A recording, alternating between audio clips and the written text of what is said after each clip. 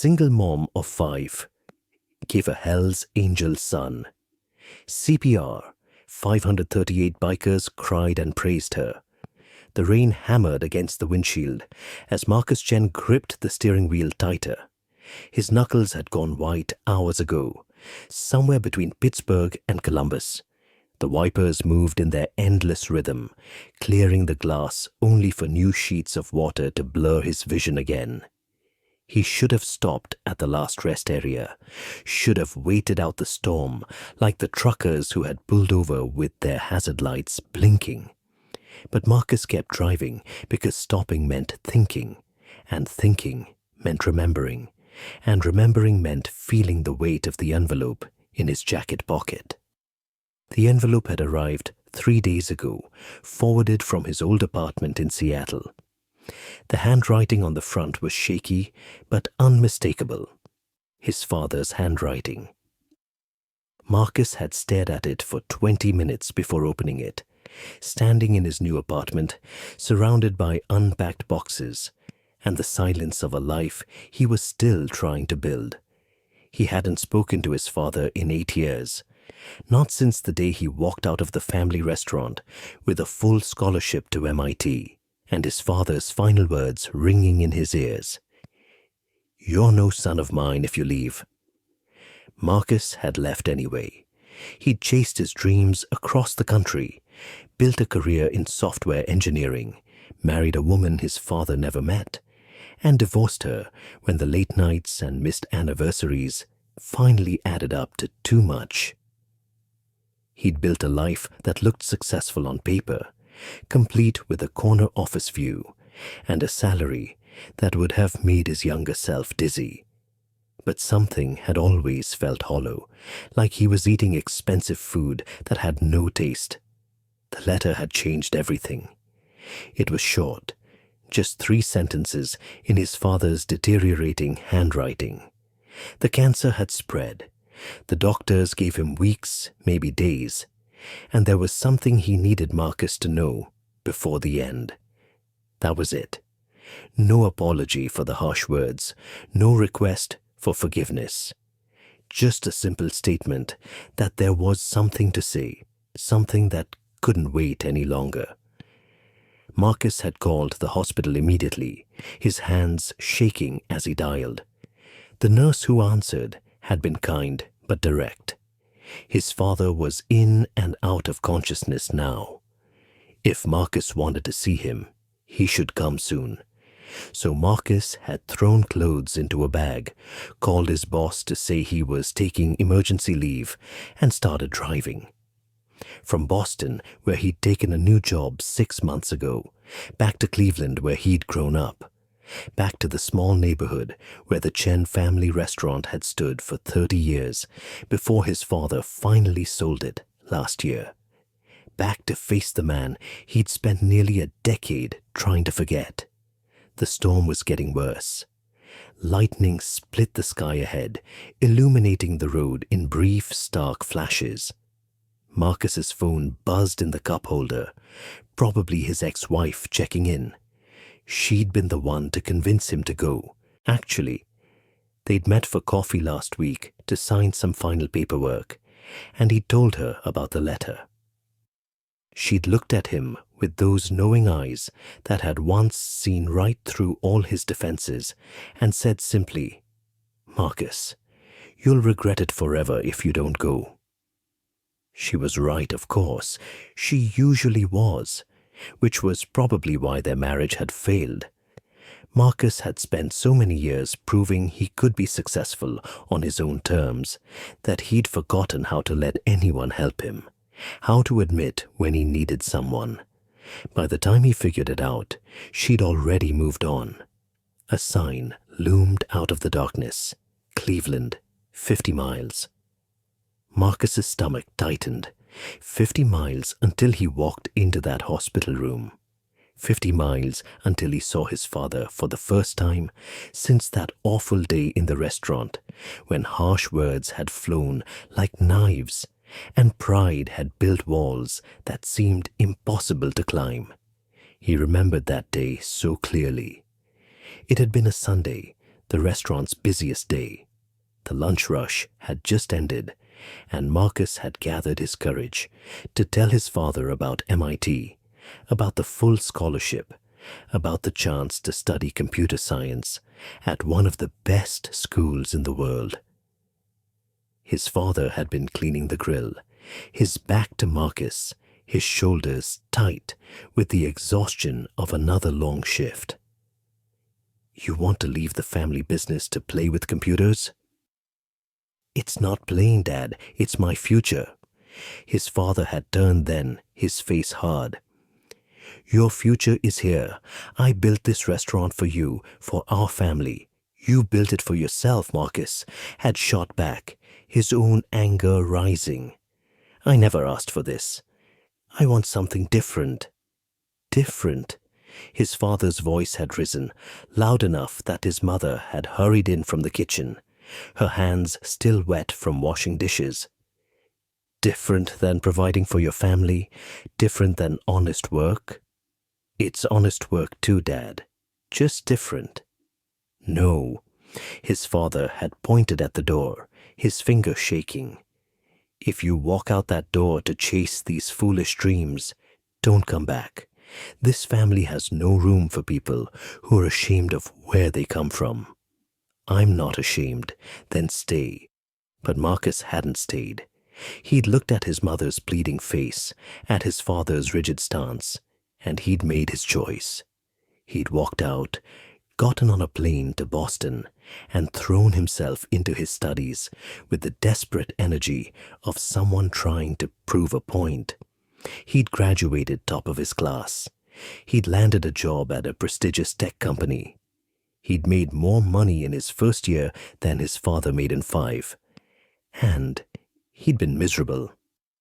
Oh, he hadn't admitted it, not even to himself. He'd dated, traveled, bought expensive things, and told himself this was success.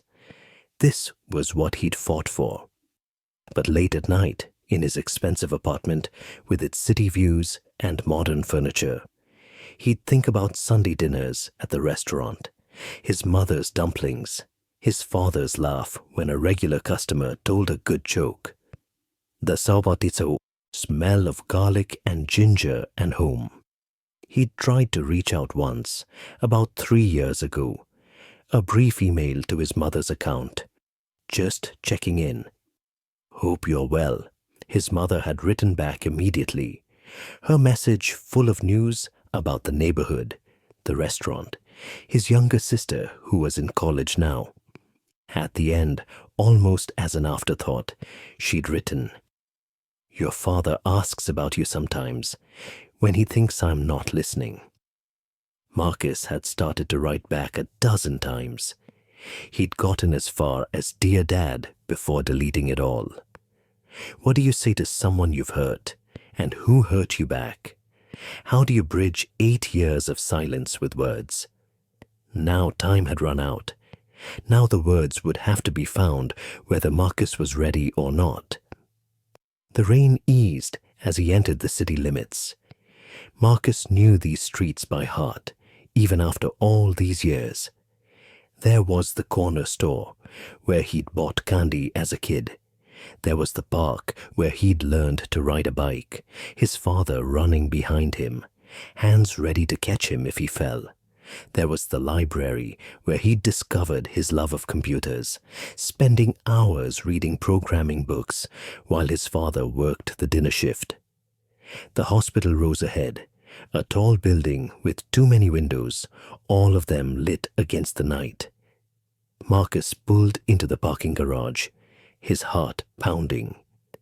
He sat in the car for a long moment after turning off the engine, listening to the tick of cooling metal and the distant sound of ambulance sirens. The envelope was still in his pocket. He pulled it out, read his father's words one more time. "The cancer has spread. Weeks, maybe days. Something I need you to know." What could it be? An apology? A final condemnation? Some family secret that couldn't die with him? Marcus folded the letter carefully and put it back in his pocket. Then he got out of the car and walked toward the entrance, each step feeling like it took a year. The hospital at night had a strange quality, all harsh fluorescent lights and hushed voices. Marcus stopped at the front desk, gave his name, got a visitor's badge. The woman behind the desk looked at him with tired, kind eyes. 4th floor, room 412.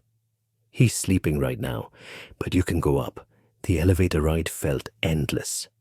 Marcus watched the numbers climb, his reflection staring back at him from the polished doors. He looked exhausted, hair disheveled from the drive, his shirt wrinkled, dark circles under his eyes. When had he started looking so much like his father? Room 412 was at the end of a quiet hallway.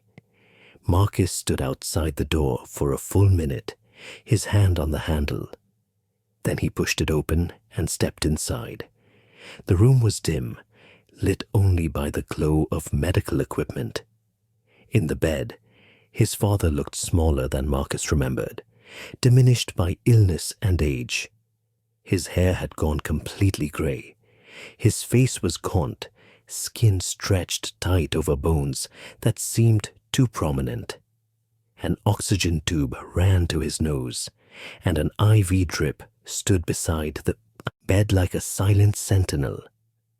But even in sleep, Marcus could see traces of the man he remembered. The strong line of his jaw, the calluses on his hands from years of kitchen work, the small scar above his left eyebrow from the time he'd caught the edge of a cabinet door while rushing during a busy shift. Marcus pulled a chair close to the bed and sat down. Now that he was here, he didn't know what to do. Wake his father. Wait. He reached out slowly and placed his hand over his father's weathered one. The skin was cool and papery thin. Marcus could feel every bone, every vein. His father's eyes fluttered open. For a moment, they were unfocused, clouded with medication and illness. Then they sharpened, fixing on Marcus's face. A range of emotions passed across them too quickly to catalogue. Surprise, confusion, recognition, and something else, something that looked almost like relief. Marcus. His father's voice was barely a whisper, rough from disuse. You came. I came, Marcus said, and was embarrassed to feel tears burning in his eyes. I got your letter. His father tried to sit up, failed, settled back against the pillows. So much to say. Don't know where to start. We have time, Marcus lied, because what else could he say? His father's mouth twisted into something that might have been a smile. We both know that's not true. He gestured weakly at a plastic cup on the bedside table. Water. Marcus helped him drink, supporting his father's head with one hand. It was such an intimate gesture, reversing their roles. Marcus remembered being sick as a child, his father doing the same thing, strong hands holding him steady while fever made the world spin. When his father had drunk enough, he lay back again, his breathing labored. Listen, he said, need to tell you something before it's too late.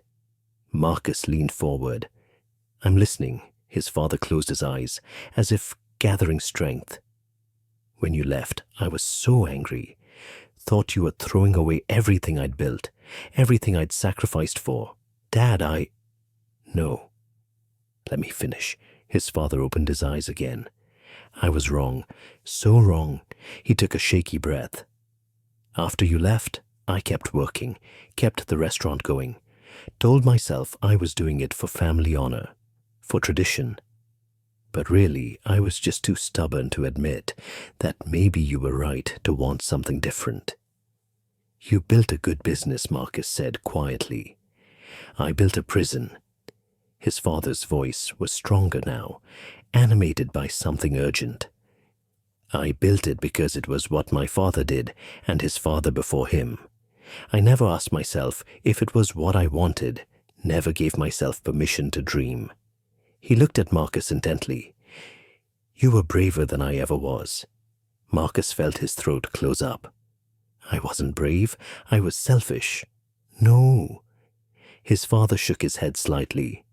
You were true to yourself. That takes more courage than I had. He paused, breathing hard.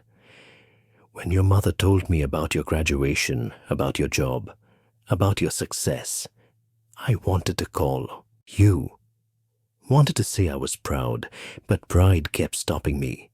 That terrible pride. I could have called too, Marcus said. I was too proud to admit I missed you. We're both fools then. His father managed a weak smile. Chen family stubbornness.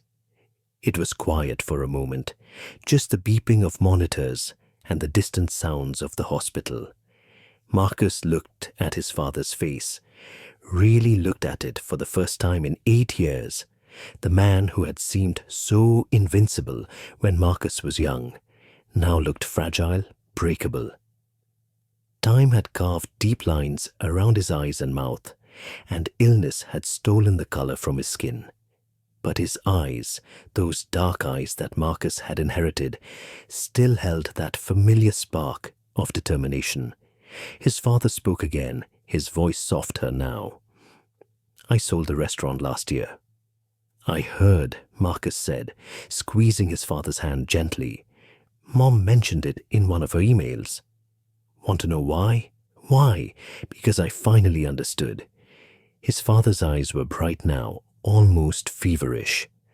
Life is too short to spend it doing something that doesn't make you happy, just because you think you're supposed to. I spent 40 years in that kitchen, telling myself it was noble sacrifice. Maybe it was. But maybe it was also running away from the question of what I really wanted. What did you want? Marcus asked, genuinely curious. In all his years growing up, working alongside his father in the restaurant, he'd never thought to ask this simple question. His father smiled, a real smile this time, that transformed his tired face. I wanted to paint, can you believe that? Wanted to be an artist. But my father said it wasn't practical, that artists starve, that I needed to do something useful. So I learned to cook instead, learned to run a business, learned to be responsible. He paused, his breathing becoming more labored. But I never learned to be happy. Marcus sat back, stunned. I never knew that. You never said anything, never told anyone. His father's voice was fading now, the effort of talking taking its toll. But after I sold the restaurant, I had time. Bought some paints, some canvases. Started learning. He gestured weakly to the small closet in the corner. Look in there, bottom shelf. Marcus stood and opened the closet. On the bottom shelf, wrapped carefully in a plastic bag, was a canvas. He pulled it out gently and turned it to the light from the window where dawn was just beginning to break. It was a painting of the restaurant. Not a photograph-perfect rendering, but something more impressionistic, capturing the essence and feeling of the place. The warm glow of lights through the window on a cold evening. The figures of diners inside, indistinct but alive with movement and conversation. The worn sign above the door that Marcus's grandfather had painted by hand. And in the foreground, clear and detailed with careful brushstrokes, a young man walking away, his back to the restaurant, his face turned toward a bright horizon painted in shades of gold and orange. It's you, his father said softly from the bed. The day you left, I painted it from memory. Took me 3 months to get it right. Marcus stared at the painting, his vision blurring with tears. His father had captured something in it that went beyond the physical scene. There was sadness in the painting, yes, a melancholy in the shadows and the slumped shoulders of the figure standing in the restaurant doorway, watching the young man leave. But there was also hope. The young man in the painting wasn't running away in anger or shame. He was walking with purpose towards something bright and promising. The way his face was turned, the set of his shoulders, spoke of determination and dreams. And in the corner of the canvas, so small you almost missed it, was a tiny figure painted with loving detail. His father, standing in the restaurant doorway, one hand raised not in anger, but in farewell, maybe even blessing. "It's beautiful," Marcus whispered, his voice breaking. "Dad, it's so beautiful. I wanted you to have it." His father's voice was barely audible now. "Wanted you to know that I understand now.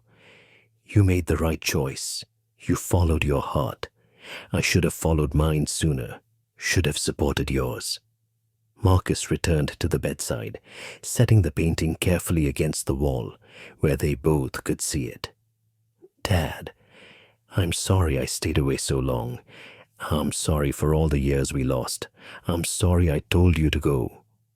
His father reached up with a shaking hand and touched Marcus's face, his fingers gentle. "So proud of you. Always was. Even when I was too foolish to say it, even when I was angry, underneath, I was proud." A nurse came in then to check the monitors and adjust medication. She smiled kindly at Marcus and said softly, "I'll give you some more time together." After she left, father and son sat in silence for a while, hands clasped.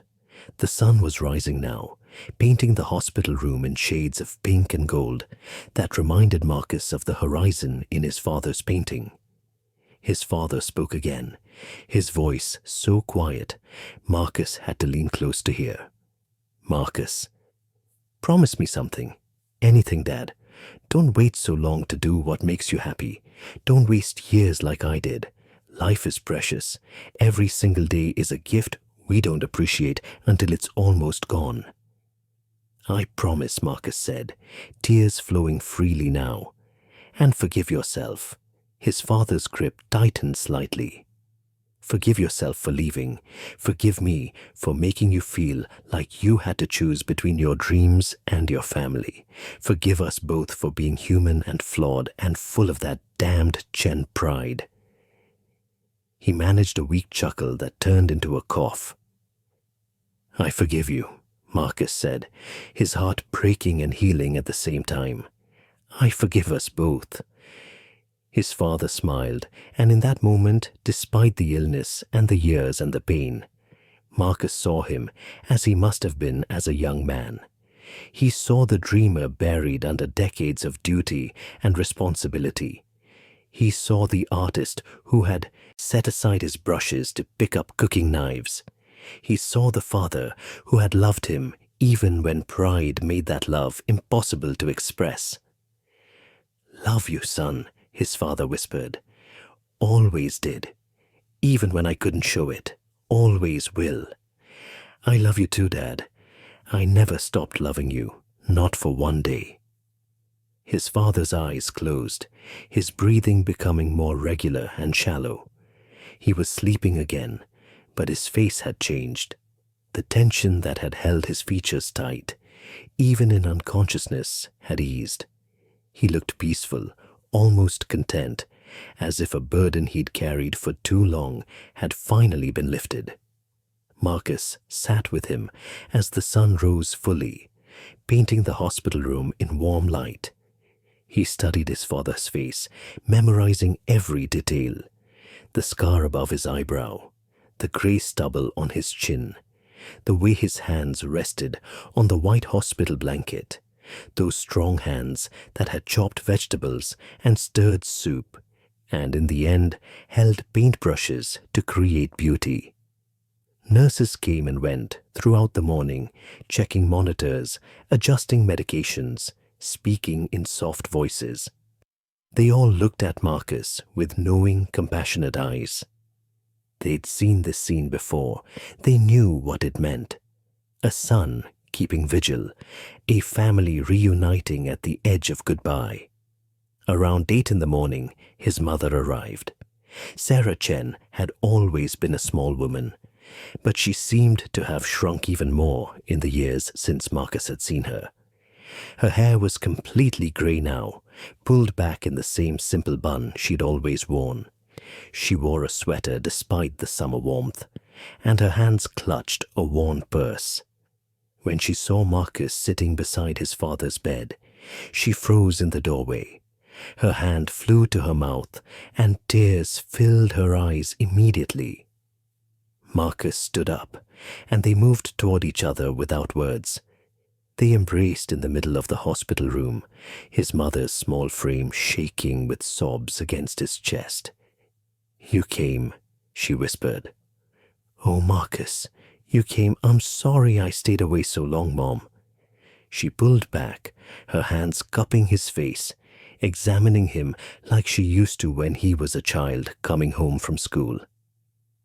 "You're here now. That's what matters."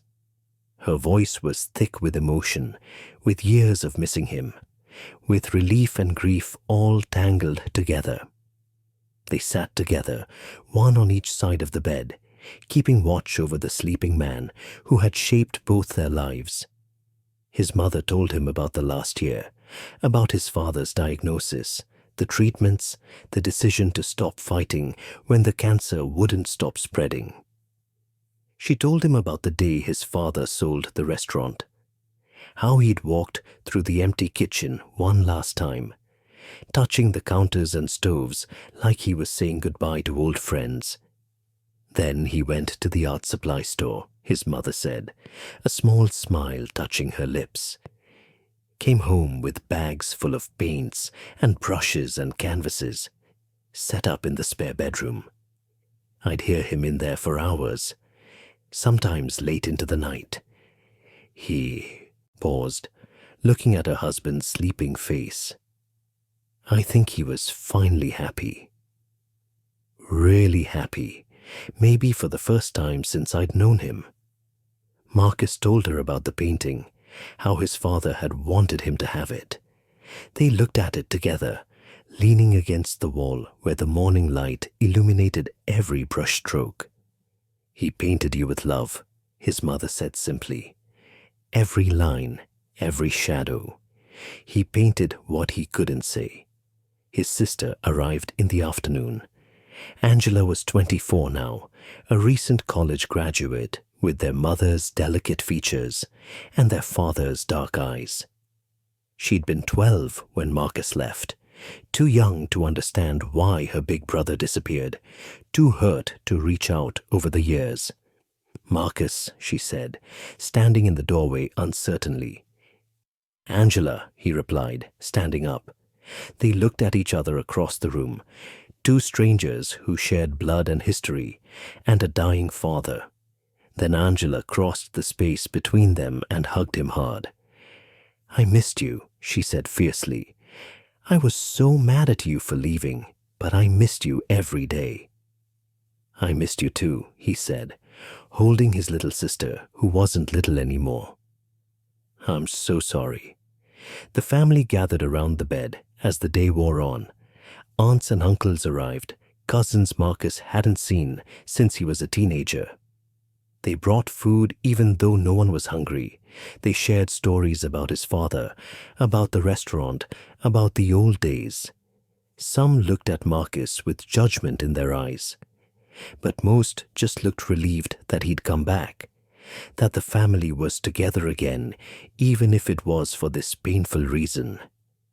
His father woke several times throughout the day, drifting in and out of consciousness.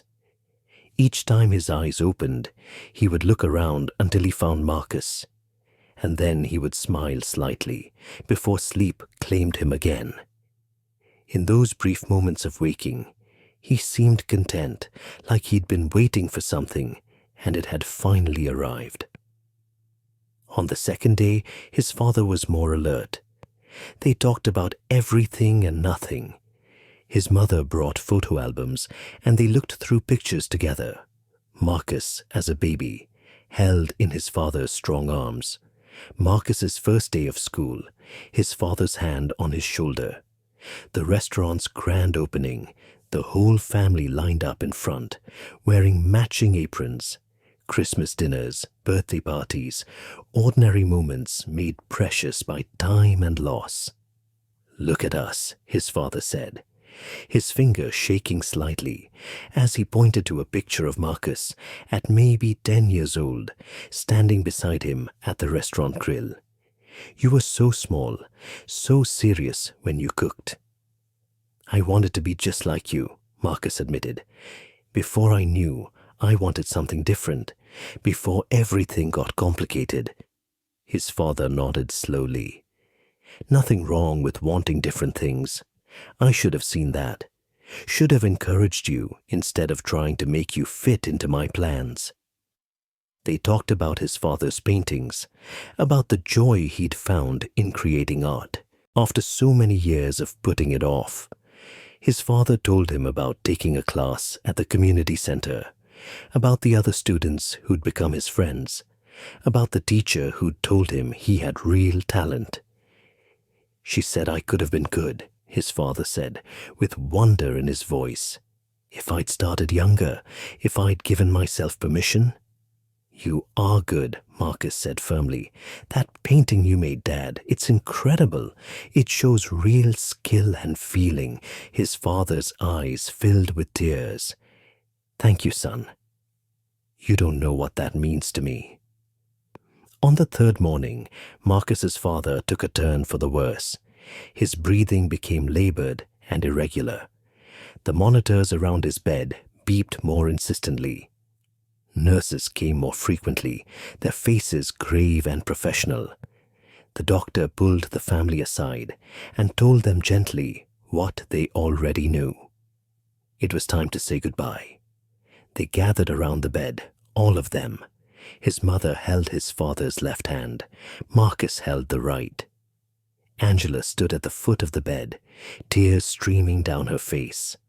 Aunts and uncles filled the room, their presence a reminder of family and connection and the ties that bind people together through joy and sorrow. His father's eyes opened one last time. He looked at each of them, his gaze lingering on his wife, his daughter, his son. When he looked at Marcus, he squeezed his hand weakly and whispered something that might have been proud or love or maybe both. Marcus leaned close, his lips near his father's ear. "Thank you, Dad. Thank you for the painting. Thank you for understanding. Thank you for letting me go and for calling me back. Thank you for being my father." His father's lips moved in what might have been a smile. Then his eyes closed for the last time. His breathing slowed, each breath coming further apart than the last. The family watched through their tears as the man who had been their anchor, their frustration, their love, slowly slipped away. When he took his final breath, the room was silent except for quiet sobbing. The monitor's steady beep became a single flat tone. A nurse came in and turned it off, then stepped back respectfully to give the family their moment. They stood around the bed, connected by grief and love, saying their silent goodbyes to a man who had been difficult and loving, stubborn and generous, flawed and precious. Marcus stayed until they came to take his father away. He kissed his father's cool forehead one last time and whispered, "Goodbye, Dad. Rest now. You're free." The funeral was held 4 days later at the small church where his parents had been married 35 years ago. The building was packed with people whose lives his father had touched. Former employees from the restaurant speaking tearfully about how Mr. Chen had taught them to cook, had given them jobs when no one else would. Regular customers who had eaten at the restaurant every week for years, who said it felt like family. Neighbors who remembered his father's kindness, how he'd always made extra food for elderly people who lived alone, how he'd slipped money to families going through hard times. And there were members of his father's art class, fellow students, and the teacher who had encouraged him. They spoke about his passion once he'd started painting, his dedication to learning despite starting so late in life. The teacher, a woman with white hair and paint-stained hands, told a story about how Marcus's father had once said, "I spent 40 years feeding people's bodies. Now I want to feed their souls." At Marcus's request, his father's paintings were displayed around the church. There weren't many, just a dozen canvases completed in the last year of his life. But they were beautiful, each one capturing a moment or a feeling or a dream finally given form. There were street scenes from the old neighborhood. A portrait of his mother in the kitchen, her face soft with memory. A painting of hands, his father's own hands, holding both a cooking knife and a paintbrush. And there, in the place of honor near the altar, was the painting his father had made for Marcus. The young man walking toward the horizon, the father in the doorway, offering his blessing. It drew people throughout the service, and Marcus saw more than one person wipe away tears after looking at it. When it was time for family to speak, Marcus stood at the front of the church, looking out at the sea of faces. For a moment, he couldn't find words. Then he thought about what his father had taught him, both in life and in those final days. "My father was a complicated man," Marcus began, his voice shaking slightly. He was stubborn and proud. He had firm ideas about how life should be lived. When I told him I wanted to leave the family business to pursue my own dreams, he told me not to come back. There was a murmur through the crowd. Some people who didn't know the story looked shocked. "I stayed away for 8 years," Marcus continued. 8 years of silence, of pride on both sides, of missing each other, but being too stubborn to bridge the gap. He paused, looking at the painting. Then he got sick and he wrote me a letter. 3 sentences that brought me back. Marcus pulled the letter from his pocket, the paper worn from being folded and unfolded so many times. "The cancer has spread. Weeks, maybe days. Something I need you to know." That's all it said. But it was enough. I drove through a storm to get here, terrified of what he would say, afraid it would be more anger, more disappointment. He looked up, meeting his mother's eyes in the front row. Instead, he gave me the greatest gift. He told me I'd been right to follow my dreams. He told me he was proud of me. He told me about his own dream of being an artist, a dream he'd set aside for 40 years. And he showed me that painting. Marcus gestured to the canvas beside the altar. In that painting, you can see everything he couldn't say for 8 years. Love, pride, understanding, blessing. He painted me walking toward my future, and he painted himself letting me go. Not in anger, but with love. Tears were flowing freely down Marcus's face now, but he continued. "My father taught me 2 final lessons. 1, it's never too late to pursue what makes you happy." He picked up a paintbrush at 68 years old and created beauty. He found joy in his last year that he hadn't felt in decades. And 2, pride isn't worth the cost of love. The years we lost, the conversations we never had, the relationship we could have maintained if either of us had been brave enough to reach out first. That's what pride cost us. He looked around the church at all the faces watching him. Don't make the same mistake we did. If you love someone, tell them. If you've had a fight, find a way to heal it. If pride is keeping you apart from someone who matters, let that pride go. Life is too short and too precious to waste on silence when there should be love. Marcus sat down, emotionally exhausted. His mother reached over and squeezed his hand. His sister leaned her head on his shoulder. They sat together, A family reduced by one, but united in a way they hadn't been in years. After the service, as people shared memories and stories, Marcus stood before his father's painting. An older Chinese man approached, someone Marcus didn't recognize. He had kind eyes behind wire-rimmed glasses and hands that bore the calluses of hard work. "Your father and I used to talk," the man said in accented English, "at the art class. He told me about you, about the fight, about his regret." Marcus turned to him. "He did?" The man nodded. "He said his biggest mistake was making you choose between your dreams and his love.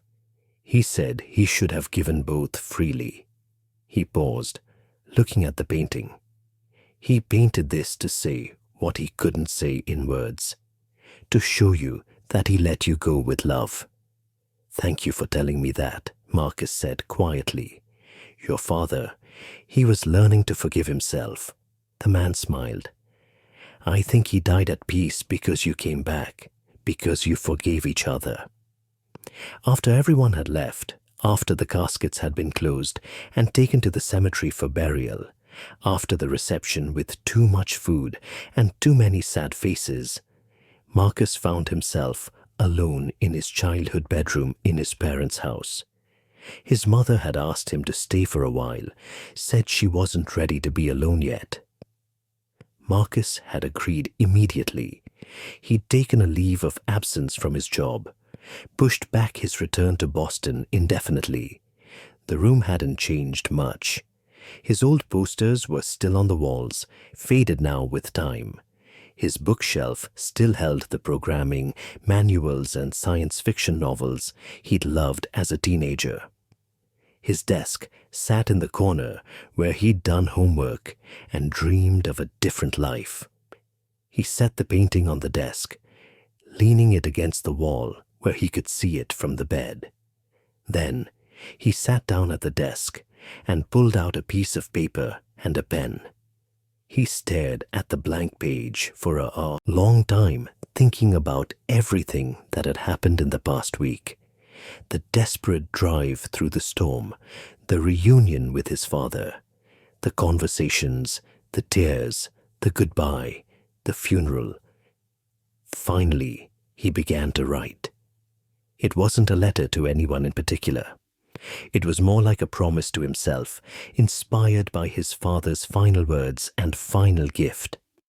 "I will not wait to be happy. I will not waste time on things that don't matter, or relationships that drain me, or work that leaves me empty. I will forgive quickly and love openly, and speak my truth, even when it's hard.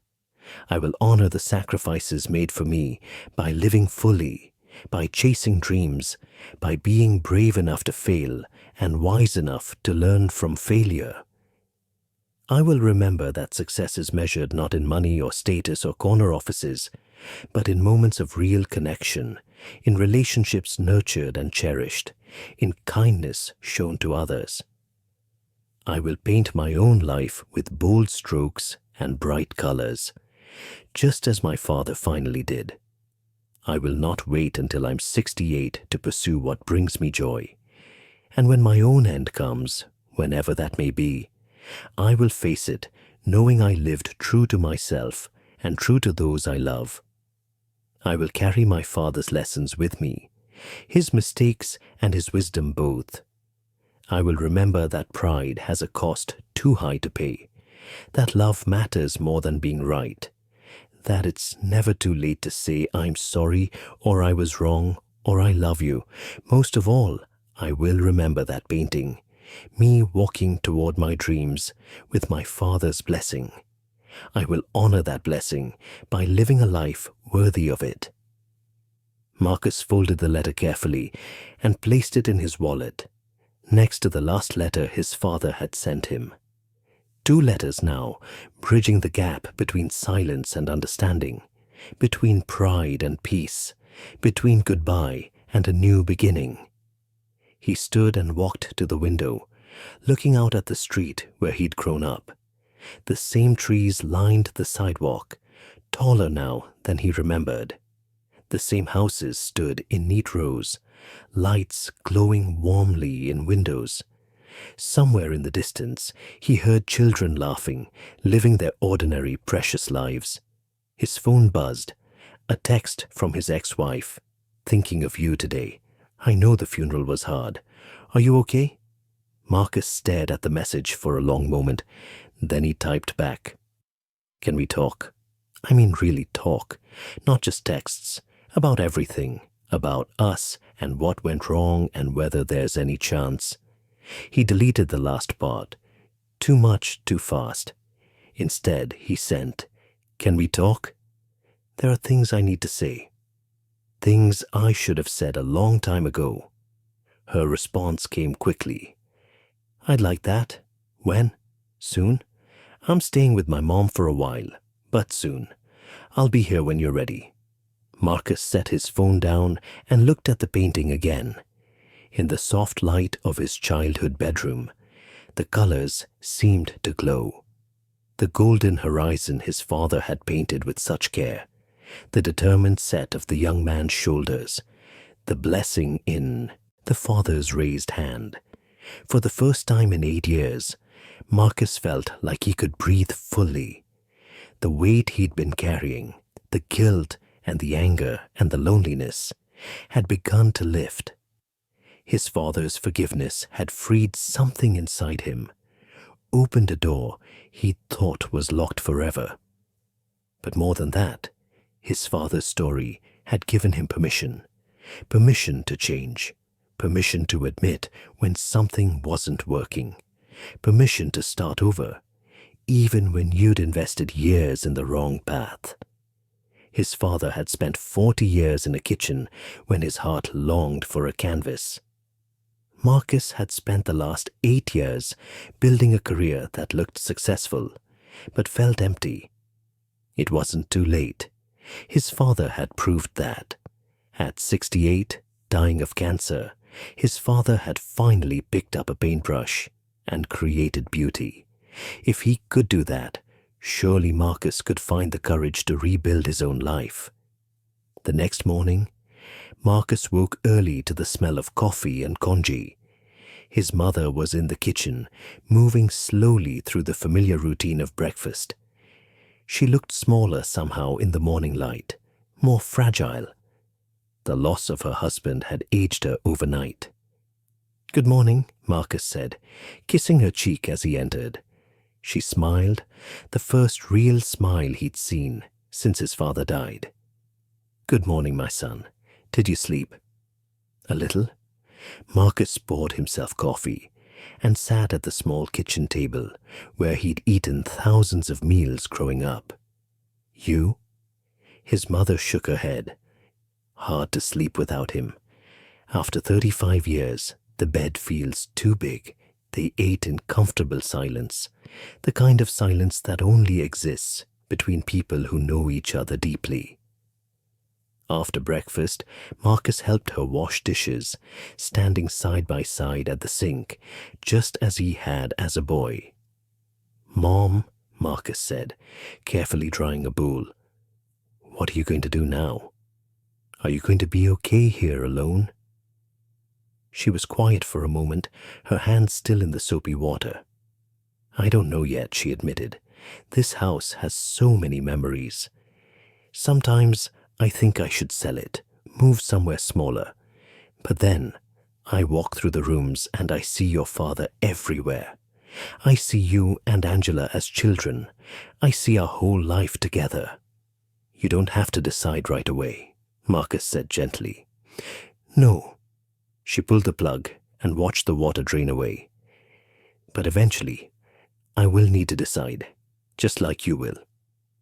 Marcus looked at her. "What do you mean?" She dried her hands and turned to face him. "You're not happy, Marcus. I can see it in your eyes. You've built this successful life, but it doesn't fit you right, like a jacket that's the wrong size." Marcus opened his mouth to protest, then closed it. She was right, of course. Mothers always knew. Your father spent 40 years wearing the wrong jacket. his mother continued. Don't waste that much time. Don't wait until you're dying to finally live. What should I do? Marcus asked, feeling suddenly like a child again, seeking his mother's wisdom. Only you can answer that. She touched his face gently. But I will tell you what your father learned too late. The people who love you want you to be happy, not successful. They want you to live with joy, not duty. Listen to your heart, Marcus. It knows the way. That afternoon, Marcus took a walk through the old neighborhood. He passed the closed restaurant, its windows dark and empty now. A for lease sign hung in the window. He stood outside for a long time, remembering the sound of sizzling woks, the voices of customers, his father's laugh, the way the whole place smelled like home. He pulled out his phone and called his boss in Boston. The conversation was brief and professional. Marcus explained that he needed more time, that family matters were complicated, that he wasn't sure when he'd be back. His boss was understanding but firm. They needed someone in the position. If Marcus couldn't commit to returning within 2 weeks, they'd have to start looking for a replacement. I understand, Marcus said. Thank you for the opportunity. I'll send my formal resignation tomorrow. After he hung up, Marcus felt a strange mixture of terror and relief. He'd just quit a job that paid 6 figures. He'd just walked away from what everyone would call security and success. But he'd also just freed himself from something that was slowly killing his spirit. He kept walking, his feet carrying him to the library, where he'd spent so many hours as a kid. Inside, it smelled the same, old books and furniture polish and possibility. He wandered through the stacks, running his fingers along the spines of books, until he found himself in the art section. He pulled out a book on painting for beginners and sat in one of the reading chairs. As he flipped through the pages, looking at color wheels and brush techniques and composition guidelines, something stirred inside him. Not a desire to paint exactly, but something related. A hunger to create, to make something meaningful with his hands and heart. He checked out the book, along with several others on art and creativity and finding purpose. The librarian, an elderly woman who'd been there since Marcus was young, smiled at him. Art books, she sounded surprised. My father was a painter, Marcus explained. At the end of his life, he finally pursued his real passion. I guess I'm trying to understand what that meant to him. It's never too late, the librarian said, stamping his books. Never too late to become who you were meant to be. Over the next few weeks, Marcus settled into a strange new rhythm. He helped his mother sort through his father's belongings, a painful but necessary process. They found more paintings hidden away, sketchbooks filled with drawings, notes his father had written about color and light and composition. They also found a journal started just after the cancer diagnosis. In it, his father had written about his regrets and his joys, his mistakes and his small victories. There were pages about Marcus, expressions of pride and love and longing, mixed with stubborn anger and hurt. Reading them, Marcus cried and laughed and felt his father's presence so strongly, it was like he was in the room. One entry, written just days before his father sent the letter that brought Marcus home, stood out. Today I painted Marcus walking away. I painted myself letting him go. It hurt to paint it, but it also healed something. I realized I've been holding on to anger to avoid feeling grief. Angry that he left when what I really felt was grief at losing him. But he's not lost. He's out there, living his life, being brave in ways I never was. Tomorrow I will write to him. I will ask him to come home. Not to the restaurant or to the past, but to me. Just to me, his father, who loves him and is proud of him and wants to know him before the end. Marcus pressed the journal to his chest and wept.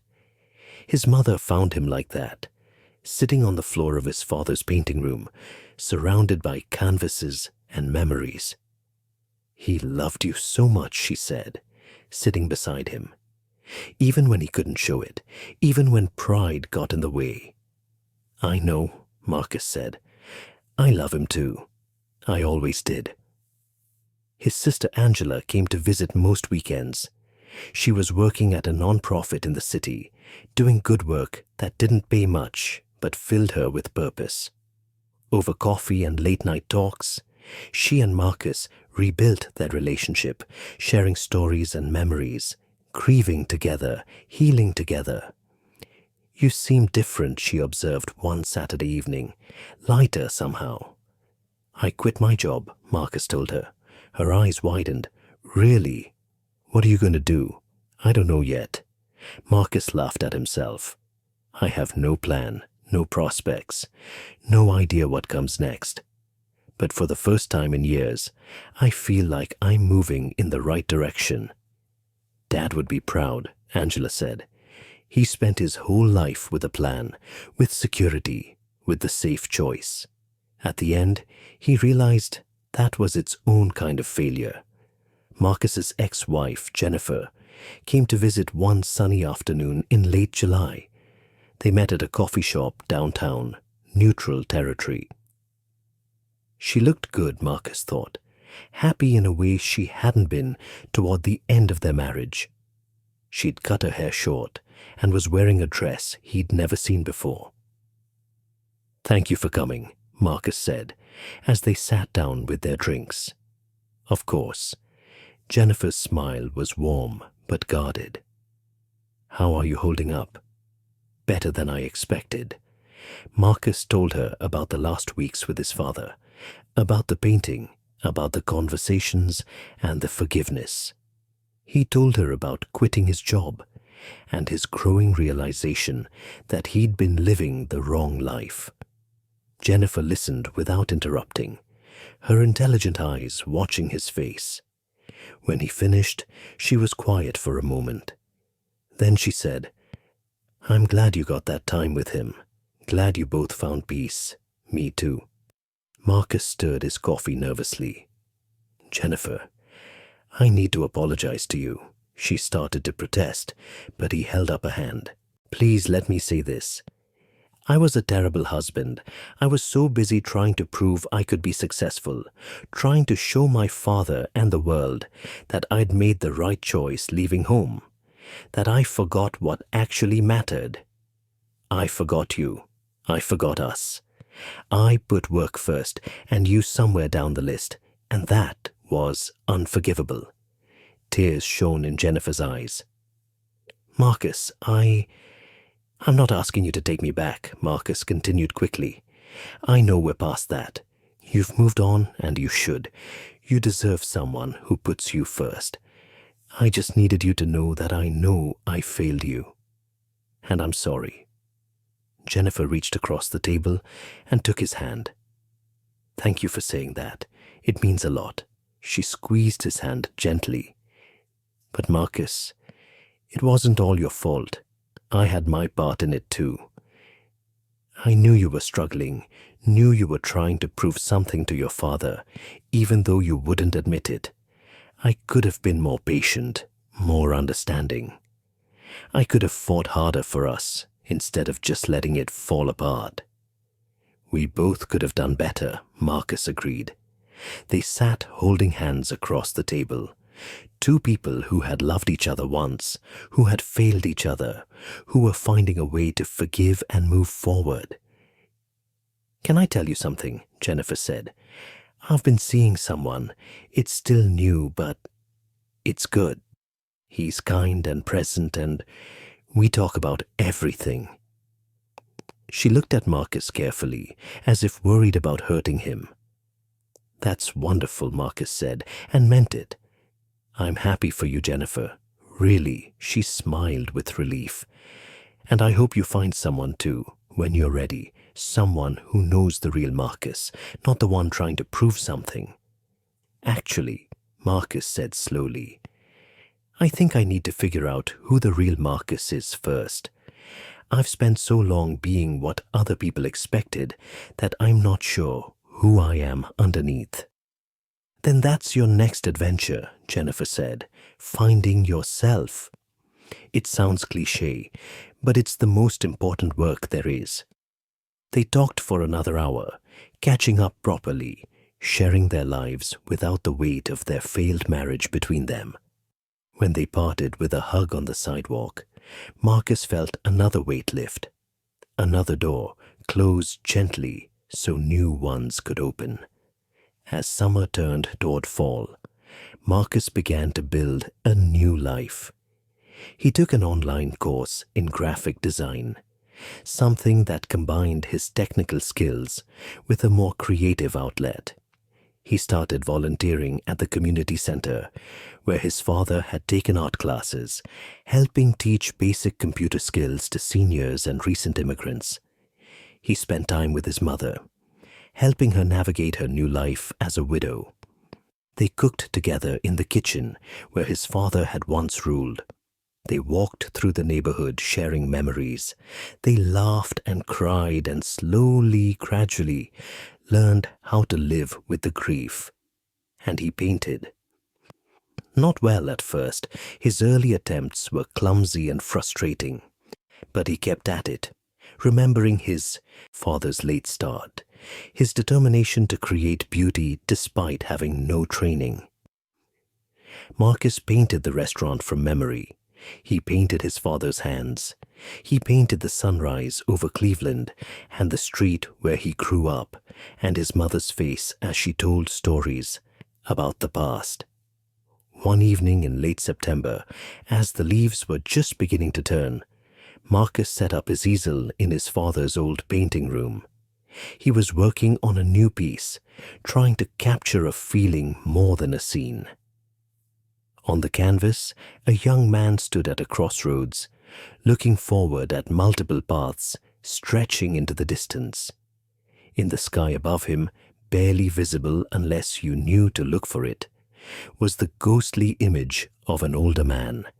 His hand was raised in blessing, his face peaceful, his expression saying without words, "Go, choose, I'm with you wherever you go."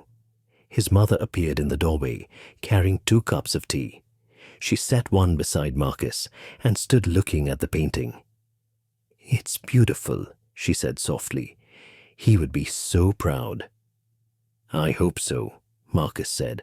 "I'm trying to show what he taught me, that we carry our parents with us, even after they're gone, that their love blesses us forward into our own lives." That's exactly what he wanted. His mother sat in the old armchair where his father used to sit when he painted. He wanted you to know you had his blessing, to know you were loved, to know it was okay to choose your own path. They sat in comfortable silence as the light faded outside. Marcus worked on his painting, adding small details, adjusting colors. His mother watched and sipped her tea. The room smelled like paint and possibility. "Marcus," his mother said eventually, "what are you going to do? Long term, I mean. You can stay here as long as you want, you know that. But I also know you need to build your own life." "I've been thinking about that," Marcus said, setting down his brush. "I got an email last week from a tech startup in Cleveland. They need someone to head up their design team. It's half the salary I was making in Boston, but the work sounds interesting, creative, meaningful. Are you going to take it?" "I don't know." Marcus looked at his painting. "Part of me wants to. I like the idea of staying close, helping you, being part of the family again. But another part worries I'm just running away from Boston, from the life I built there." "Or maybe you're running toward something," his mother suggested. "Toward family, toward work that matters, toward a life that fits who you are instead of who you thought you should be." Marcus smiled. When did you get so wise? I've always been wise. She laughed. You just weren't ready to listen. She stood up, setting down her empty cup. Whatever you decide, Marcus, do it for the right reasons. Your father spent 40 years in that restaurant, partly out of duty, partly out of love, partly because he was afraid to try something different. Don't let fear make your choices. After she left, Marcus stood looking at his painting for a long time. The young man at the crossroads, the ghostly father blessing him forward, the multiple paths, all of them unknown, all of them possible.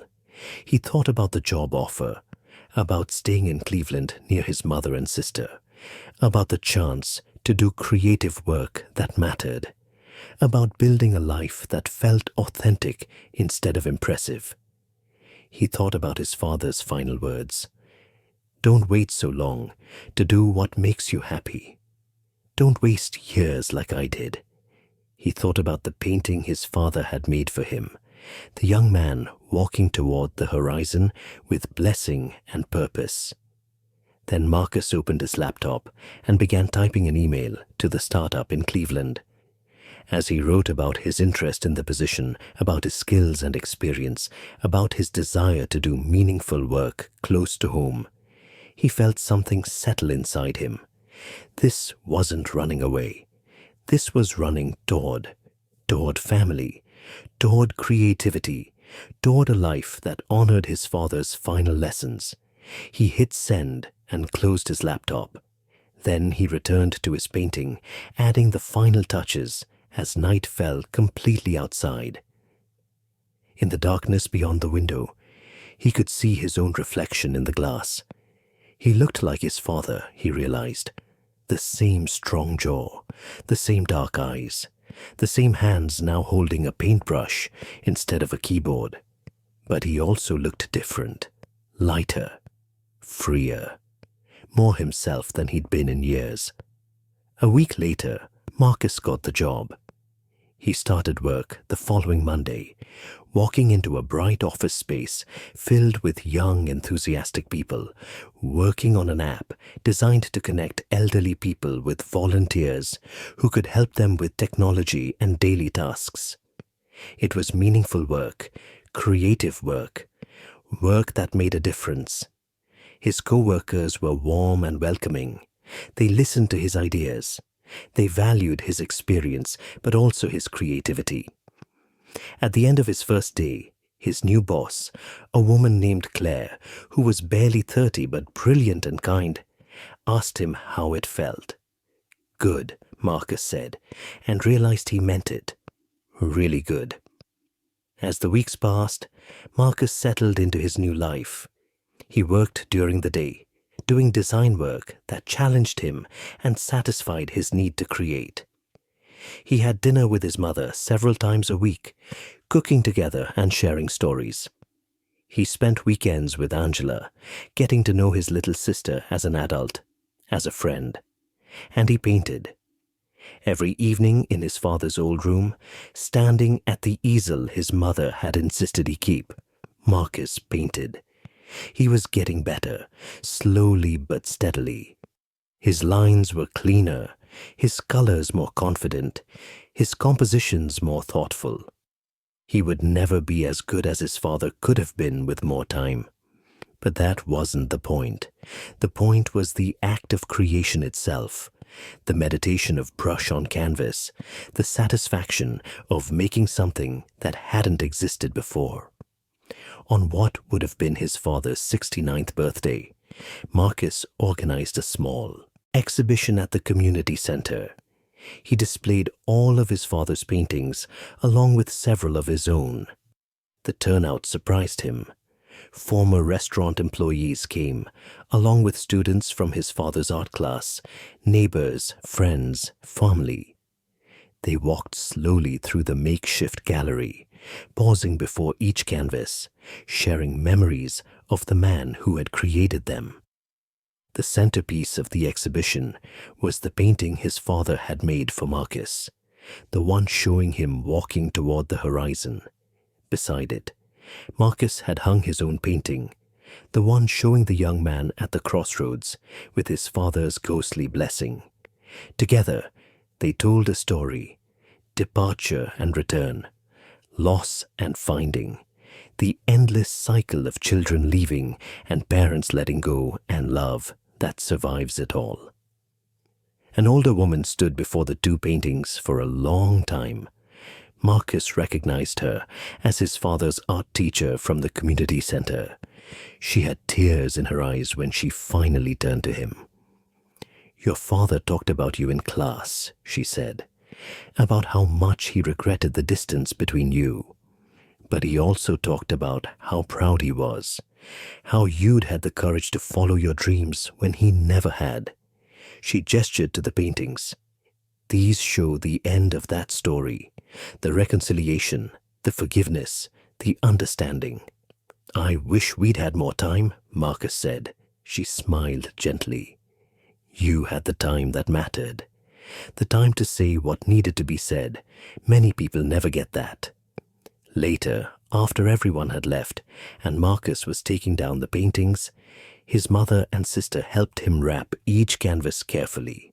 They worked in silence, a comfortable silence full of presence and memory.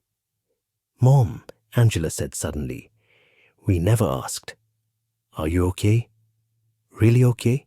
Their mother was quiet for a moment, holding one of her husband's paintings, a simple still life of vegetables on a cutting board.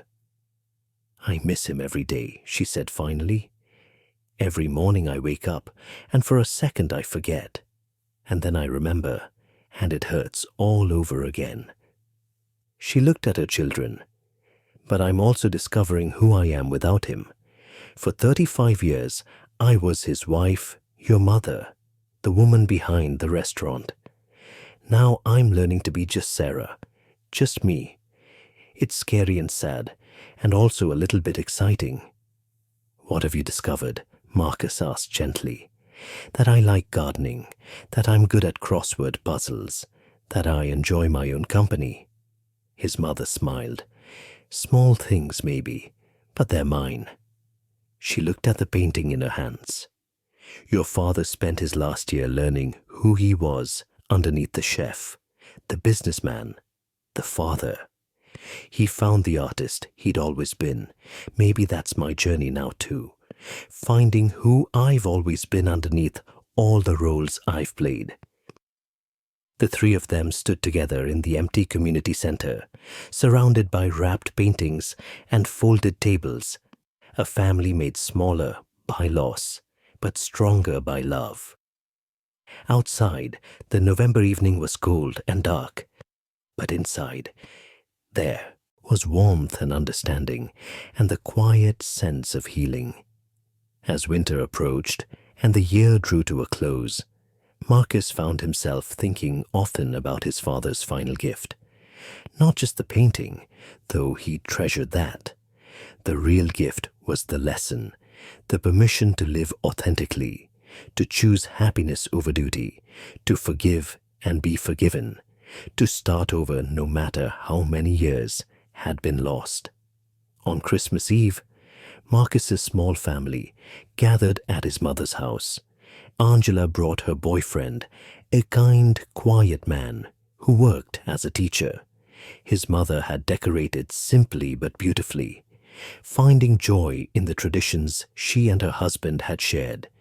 They cooked together, preparing dishes his father had loved, telling stories that made them laugh and cry. Before dinner, Marcus gave his mother a wrapped package. Inside was a painting he'd been working on for months. It showed the three of them, Marcus and Angela, and their mother, standing together in front of the old restaurant. Behind them, barely visible, ghostly and gentle, was the figure of his father, his hand on his wife's shoulder, his face peaceful and proud. "Oh, Marcus," his mother whispered, tears streaming down her face. "It's perfect. We carry him with us," Marcus said. "Everywhere we go, everything we do, he's part of us."